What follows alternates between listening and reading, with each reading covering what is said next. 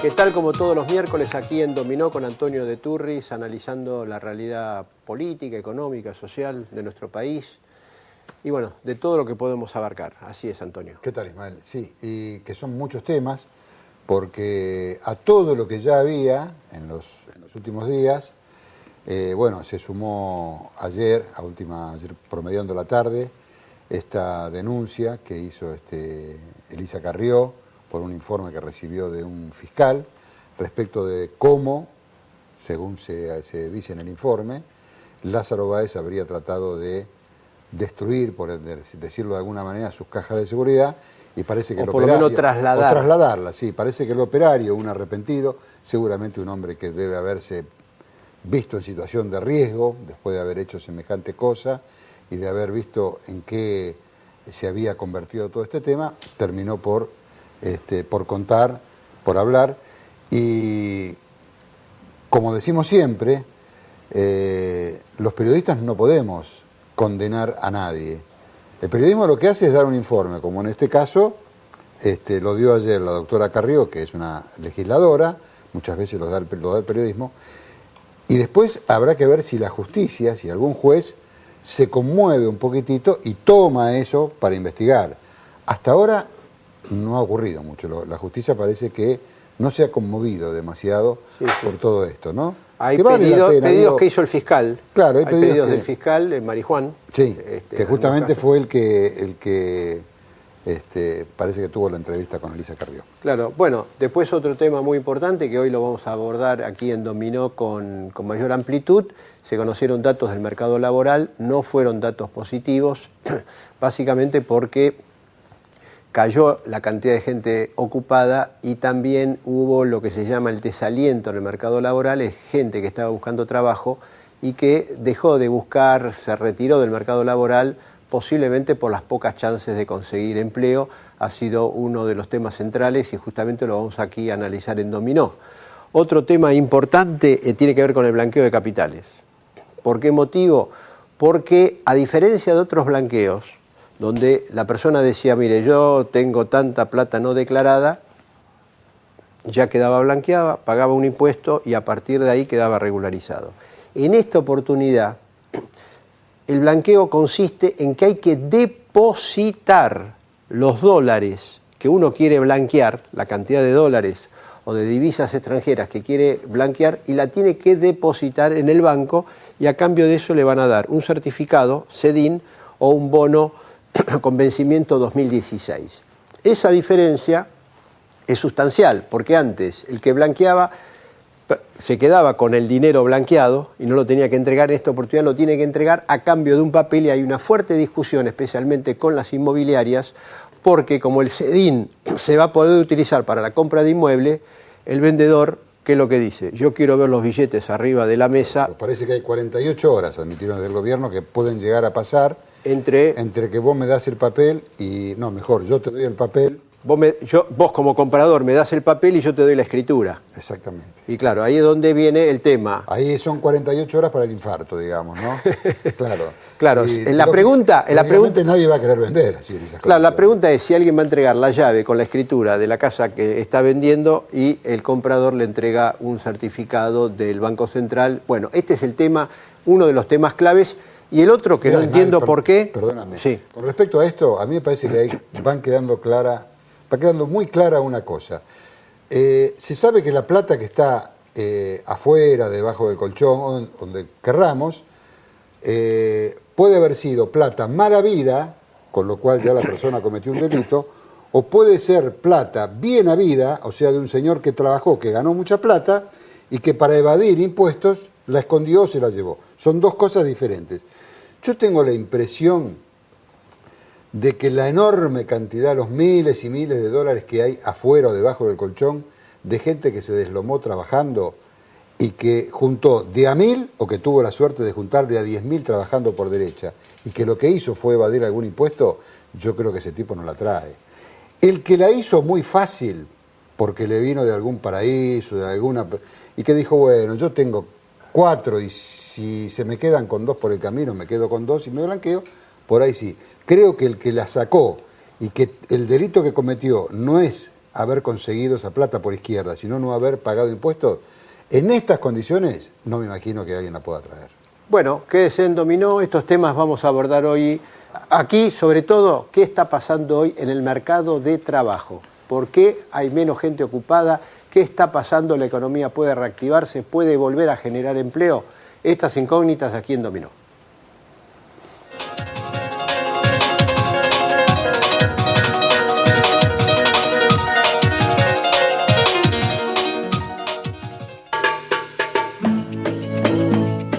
Parque temático Tierra Santa.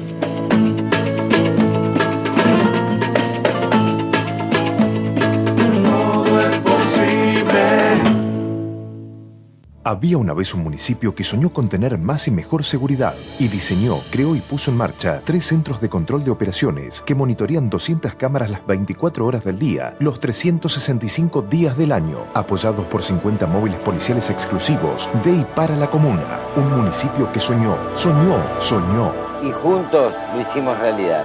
Más Malvinas, más Argentina. Malvinas Argentinas, el municipio, gobierno de Jesús Cariglino.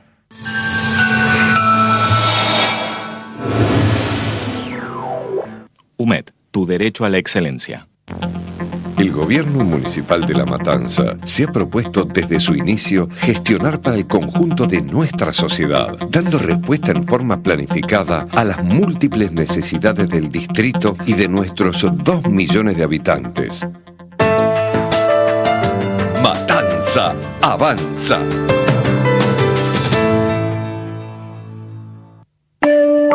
Organizaciones representativas de toda la sociedad ya están trabajando para mejorar la ciudad donde todos queremos vivir.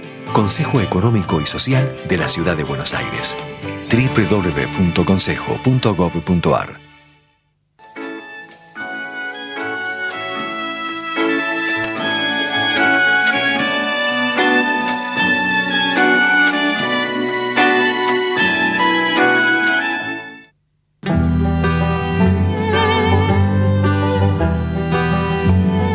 Los accidentes de trabajo disminuyeron con el esfuerzo de todos. El trabajador, respetando las normas de seguridad y utilizando los elementos de protección. El empleador, implementando políticas de seguridad e higiene. Las ART asesorando. Y el Estado, regulando y fiscalizando. Si cada cual cumple su rol, ayuda a prevenir accidentes. Y con menos accidentes, ganamos todos. Unión de Aseguradoras de Riesgos del Trabajo.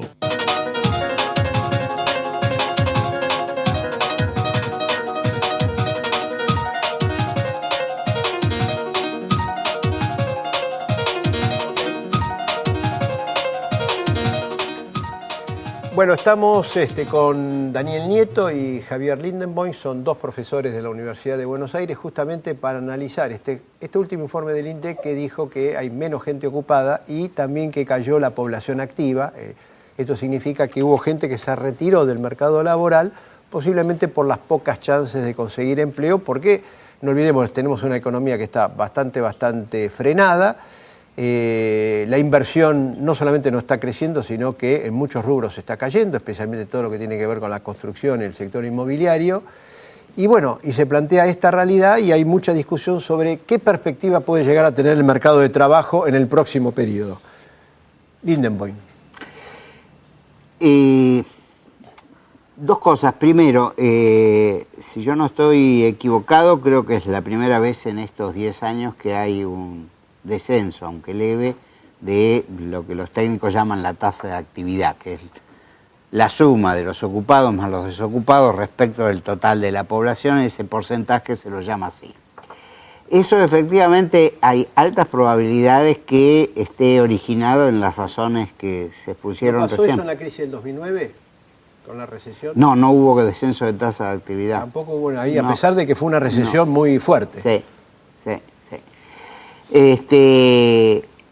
La otra cuestión es que no es algo que viene del aire. Tenemos por lo menos el último par de años en que el crecimiento neto del empleo ha sido casi nulo.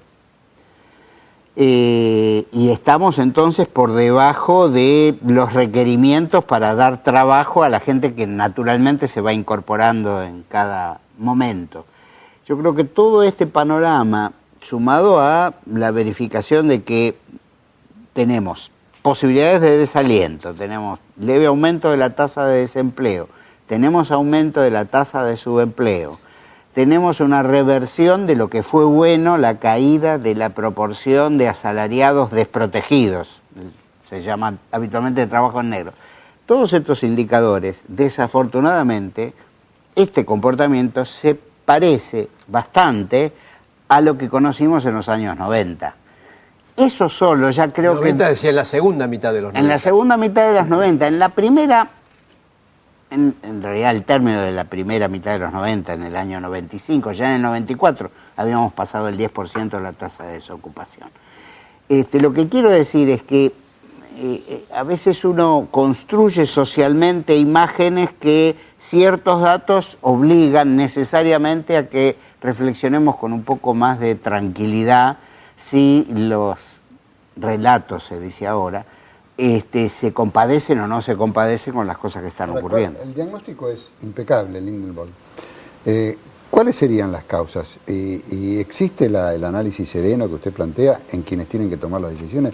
Pero digo, ¿por qué llegamos a esto en un país que ha tenido la posibilidad de que sus principales productos fueran requeridos en el mundo, con precios que por momentos marcaron récord? Y sin embargo llegamos a esto. ¿Por qué llegamos a esto? ¿Y cómo salimos de esto? Pequeños interrogantes, ambos. Bueno, usted sabe mucho, de manera que lo puede resolver.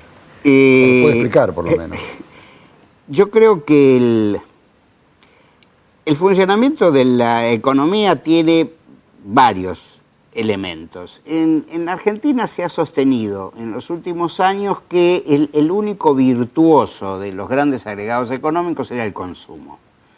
Y es atractivo como planteo, pero desde que se construye la teoría económica se conoce que hay dos destinos de todo lo que somos capaces de producir. Básicamente uno es consumir y otro es invertir. Y no es arbitraria la proporción de una y otra cosa que podamos determinar globalmente. A veces se determina con intervenciones directas, concretas de la autoridad pública, y a veces a través de mecanismos llamados incentivos. Lo que nosotros tuvimos como virtuosidad a la salida de la crisis, que es al salir del pozo uno rebota y hay condiciones como hemos tenido, que ustedes describieron recién, que facilitaron especialmente que el sector conocido como pequeña y mediana empresa, habitualmente muy demandante en términos relativos de fuerza laboral, se dinamizara. Pero eso tiene, llamémosle así, patas cortas, las patas que implican utilizar toda la capacidad instalada hasta algún momento, y después lo que hace falta en conjunto para la economía es invertir. Ese punto estábamos en él cuando se empieza a evidenciar un resultado de una decisión de política económica, que es no importarnos el crecimiento medio de los precios, la inflación. La decisión del gobierno no fue pensar en cómo atacar el problema de la inflación, sino cómo hacer que no se note. Hace 6 años... Dibujar los números. Hace 6 años se dibujan los números, ¿sí? Pero la economía, que si bien muchos creemos que es una ciencia vinculada a las ciencias sociales, tiene componentes exactos. Es decir, no se puede hacer cualquier cosa por mucho tiempo. Y creo que lo que tenemos ahora es, en parte, resultado de no darle bolilla a los elementos que facilitan que el proceso productivo se alimente de un proceso de inversión naturalmente sano. Durante un tiempo la participación de la inversión pública parecía cubrir ese espectro, pero hace falta inversión llamada productiva, es decir, en equipamiento, maquinaria, etcétera, que es lo que está fuertemente debilitado en los últimos 2 años. Nieto, ¿cómo está viendo usted el panorama? Y sobre todo, adelante, esta situación que hemos vivido en los últimos meses, ¿se va a estancar el empleo? ¿Hay perspectiva de que crezca? Como dijo Lindenborg, mes a mes se incorpora nueva gente al mercado de trabajo por razones naturales. y los últimos datos dan que esa gente que se vuelca al mercado de trabajo no consigue empleo. Sí, yo no soy muy optimista con respecto al futuro. En primer lugar, porque los problemas de empleo, por lo menos los empezamos a notar los que miramos el mercado de trabajo ya desde el año 2007, por lo menos, que había una dinámica laboral que implicaba una diferencia sustancial con lo que había pasado en la primera mitad de la década pasada. Segundo, porque estos números que salieron ayer, antes de ayer, son números malos, pero que tienen incorporado el efecto del Estado en el empleo. Sí, si uno pudiera desagregar en relación al sector privado, la destrucción de empleo sería mucho más profunda, se notaría más. El Estado compensó en parte la baja creación de empleo, la destrucción neta de empleos en el sector privado.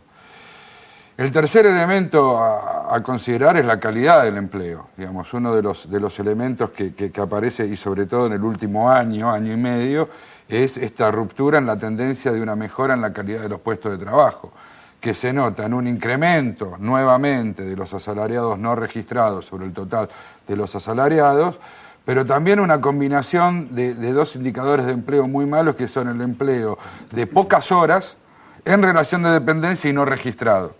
Ese segmento que podríamos identificar como el nivel más vulnerable, precario del empleo, también se ha incrementado. Pero ahí hay que calcular que ¿cuántos son? 4 millones de personas. Y aproximadamente son en torno al 15% esta doble combinación de empleo, digamos, de menos de 35 horas en relación de dependencia no registrado, está en torno al 15% de los ocupados totales, pero creciendo en los últimos 4 o 5 trimestres.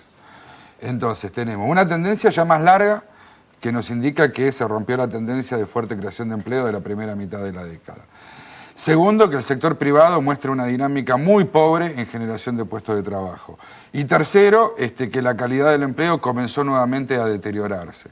Digamos, todo esto en conjunto genera un cuadro que, como decía Javier recién, empieza a mostrar esas señales que uno tenía por el año 93-94 que hacían anunciar una segunda mitad de los 90 muy malos en términos de trabajo. Entonces la pregunta es lo siguiente, estas falencias que ustedes señalan, ¿es resultado del ciclo económico, etcétera, o es resultado de la política económica?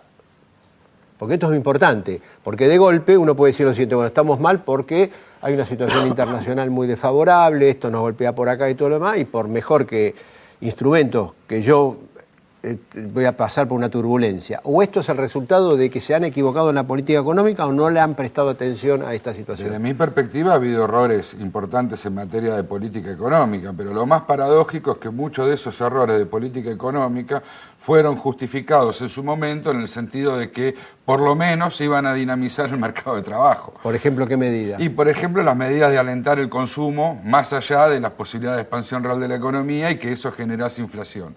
Esa sobreexpansión o ese sobreestímulo al consumo era justificado en términos de que esa tasa de desempleo en torno al 7-8% que le molestaba iba a bajar todavía más y el resultado ha sido el inverso. Pero la creación de empleo no depende más de la inversión, de empleo nuevo, no depende más de la inversión que del consumo. Absolutamente. ¿Y el cepo acá juega un papel importante? Y claro, es un elemento que seguramente era lo que venía después.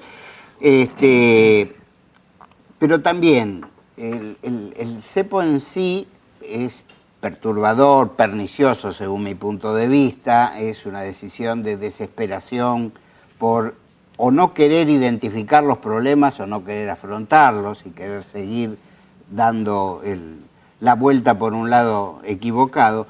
Pero me parece que lo que se termina configurando, y es lo más difícil de que uno lo meta en su reflexión, es que la sociedad en su conjunto y dentro de eso el funcionamiento económico son elementos de mayor complejidad que la simplificación a que nos tienen acostumbrados las explicaciones oficiales. Las explicaciones oficiales, cuando quieren justificar una medida, hacen girar en su interpretación a todo el mundo de modo que la solución ideal sea la de esa medida. Si mañana la tienen que cambiar, construyen otra explicación que da lugar a otra. Bueno, ese es el relato, justamente. Bueno, yo no quiero usar la palabra para no molestar a ningún oído. Es un relato. Pero efectivamente es así. Un dibujo. Entonces, lo del cepo, lo que quería mencionar era que lo del cepo es una medida, a mi juicio, equivocada, que contribuye en la misma dirección perniciosa de no producir reactivación económica,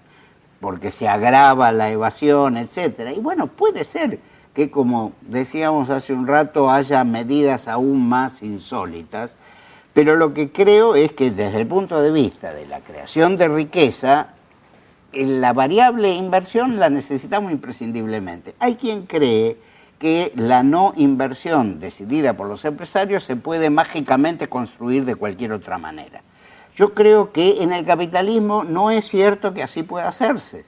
Y nos guste o no nos guste, vivimos en el marco de una sociedad organizada bajo los parámetros del capitalismo. No podemos violentarlos con impunidad. Me parece que muchas de las cosas que se están decidiendo en estos tiempos es aprovechar una cosa muy buena que tiene el capitalismo de hoy, que es la dinamización del mercado mundial, que a nosotros nos ha beneficiado de manera extrema, porque aparecieron dos monstruos, China e India, que nos compran cosas que nosotros podemos proveer, que algunos llamaron yuyito, pero resulta que ha sido un factor importante para la economía argentina.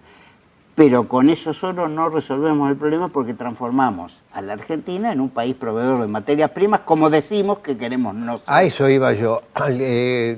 Quería ir en función de lo que dice Lindenboim. La industria, la Argentina, se primarizó por, justamente porque tenemos este recurso, porque el precio de la soja y de otros cereales se fueron para arriba y había que aprovecharlo y se descuidó lo otro.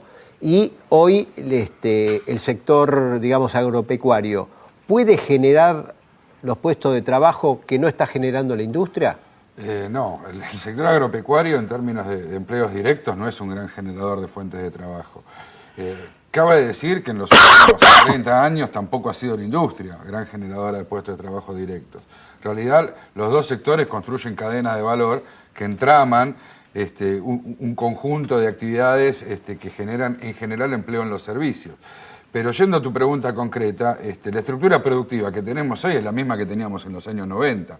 No ha habido una transformación radical de la estructura productiva que uno dice, bueno, además de la soja y el sector agropecuario, se construyó un entramado mucho más denso de actividades industriales y de servicios que permiten pensar un mercado de trabajo mucho más complejo, dinámico, que absorba mano de obra. Tenemos la misma estructura productiva de los años 90 con los precios de los commodities de los años 2000. Claro, eso nos permite, o nos permitió al principio de la década, gran dinamismo para recuperarnos frente a la crisis, pero una vez que ese colchón se agotó, la foto que recibimos de la sociedad es una foto similar a la que teníamos a mediados de los años 90, con un conjunto de problemas sin resolver y que el precio de la soja nos permitió tener cierto recreo. Pero ahora con el precio de la soja no alcanza. Yo creo que no. ¿No alcanza ya? Por suerte tenemos el precio de la soja. No, bueno, no. Si no, quizá ni estaríamos hablando. Porque no por ahí estaríamos hablando puede acá. escuchar equivocadamente y pensar. Pero tenemos que importar combustible, ¿no? Que es el gran problema. Bueno, yo no sé si es el único gran problema, pero seguramente es uno de los más complicados de resolver. Digamos, un país modestamente dotado desde el punto de vista energético, como es Argentina, llegar a tener que importar la cuantía que estamos importando es efectivamente preocupante. Pero estábamos dando vuelta alrededor de la primarización o la industria, etcétera. Yo recordaba, cuando los escuchaba a ustedes, dos cosas. Por un lado, y juntando con la idea del relato, hace poco más de un año, a principios del año pasado, desde el área de industria del Gobierno Nacional se sacó un comunicado que algunos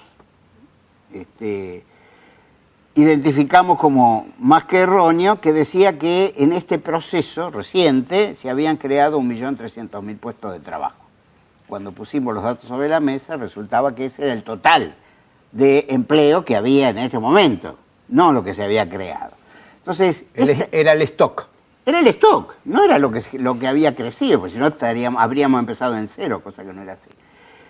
Pero la otra cosa es que los mismos datos oficiales dicen que menos del 20% de toda la riqueza que se genera se origina en el sector industrial, que es lo mismo que teníamos en los 90 y aún un poquitito menos en plena crisis. Con lo cual, lo que decía Daniel hace un rato respecto de que la estructura económica efectivamente, productivamente no ha variado, no es maldecir a nadie, es describir la realidad. Sí. Tener un buen diagnóstico para a partir de ahí poder no, de ahí justamente cambiarlo. No podríamos pensar en cómo salir. Ahora, salir yo creo que no es sencillo. Y yo a veces escucho preguntas de periodistas a economistas o a políticos. ¿Y qué medida tomaría usted para? Y creo que es entendible que se formule la pregunta, pero también es entendible que el que responde, si lo quiere hacer, diga, no hay una medida. Hay que concebir nuevamente una estrategia. Hay que, me parece a mí, fijar en un horizonte y hacia él... O sea, una nueva política económica, habría que estructurar. Cosa que no se puede hacer a 4 meses de las elecciones. A ver, a mí me gustaría pensar que vivimos en un país donde el gobierno reconoce la gravedad o por lo menos la complejidad de la situación y convoca cabezas distintas de las propias para generar ese nuevo escenario. Ese debate. Yo no lo veo. Tenemos que ir cerrando. 10 segundos, Nieto. Hay que construir una visión para la Argentina, una visión distinta, y eso debería involucrar a todos los actores económicos y políticos del país. Perfecto. Bueno, Antonio. Por suerte el ministro Lorenzino conserva un optimismo que los caballeros parece que no tienen, porque como él se ríe todo el tiempo... No, y aparte él dijo, se está creando empleo y no se dio cuenta justo que al día siguiente el INDEC iba a dar a conocer ese informe que decía exactamente lo contrario. Pero como es un ministro que quiere irse... Bueno, que se vaya. Queda eximido de toda responsabilidad. Gracias y nos reencontramos el próximo miércoles.